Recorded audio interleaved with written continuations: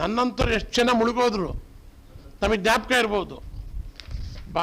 ಗಂಗಾಧರ ಮೂರ್ತಿ ವಕೀಲರು ಸಾವು ಶಿವರಾಮೇಗೌಡನಿಗೆ ಅದಕ್ಕೆ ಸಂಬಂಧ ಇಲ್ಲ. ಸಂಬಂಧ ಇದೆಯಾ? ಸಂಬಂಧ ಇಲ್ಲ.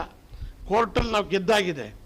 ಕೋರ್ಟಿಂದ ಬಿಡಿ ಒಂದು ಕಡೆಗೆ, ನಾನು ಪ್ರಮಾಣ ಮಾಡಿ ಹೇಳ್ತೀನಿ, ಒಂದು ಕೂದಲು ಎಳೆವಷ್ಟು ನನಗೆ ಸಂಬಂಧ ಇಲ್ಲ.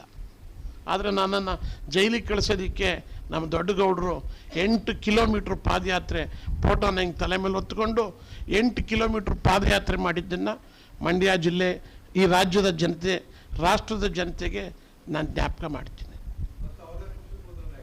ನಿಜ, ಅದು ರಾಜಕೀಯ ಒಂದು ಕಡೆಗೆ 2 ಸರಿ ಕರೆದ್ರೂ ಓದೋ ಸಂದರ್ಭ. ಆಮೇಲೆ ನಾನು ಎಲ್ಲ ನಿಮ್ಗೆ ಯಾರಿಗೆ ಬೇಜಾರಾದ್ರೇನು ತಪ್ಪಿಲ್ಲ. ನಾನು ಸಕ್ರಿಯವಾಗಿ ನಾವು ಇದ್ದಿದ್ರಲ್ಲಿ, ನಾನು ಸತ್ಯ ಹರಿಶ್ಚಂದ್ರನ ಮಗ ಅಂದೇ ಇದ್ರೂ ಪ್ರಾಮಾಣಿಕವಾಗಿರ್ತಕ್ಕಂಥ ರಾಜಕಾರಣಿಗಳಂಗೆ ನಾವೆಲ್ಲ ಕೆಲಸ ಮಾಡುವಂಥವ್ರು. ಇವತ್ತು ನಾನು ಹೇಳ್ತಾ ಇದ್ದೀನಲ್ಲ, ಗಂಗಾಧರ ಮೂರ್ತಿ ಕೊಲೆ ಕೇಸ್ನಲ್ಲಿ ನಂದು ಒಂದು ಎಳ್ಳಿಷ್ಟು, ಒಂದು ಕೂದಲು ಎಳೆಯುವಷ್ಟು ಸಂಬಂಧ ಇಲ್ಲ. ಕೋರ್ಟಲ್ಲಿ ಏನು ತೀರ್ಮಾನ ಆಯಿತು? ನಾನು ನಿರ್ದೋಷಿ ಅಂತಲೂ, ಕೊಲೆ ಮಾಡಿದವರು 14 ವರ್ಷ ಜೈಲು ಶಿಕ್ಷೆ ಆಯಿತು. ನನಗೂ ಕೊಡ್ಬೋದಾಗಿತ್ತಲ್ಲ ಅವತ್ತು.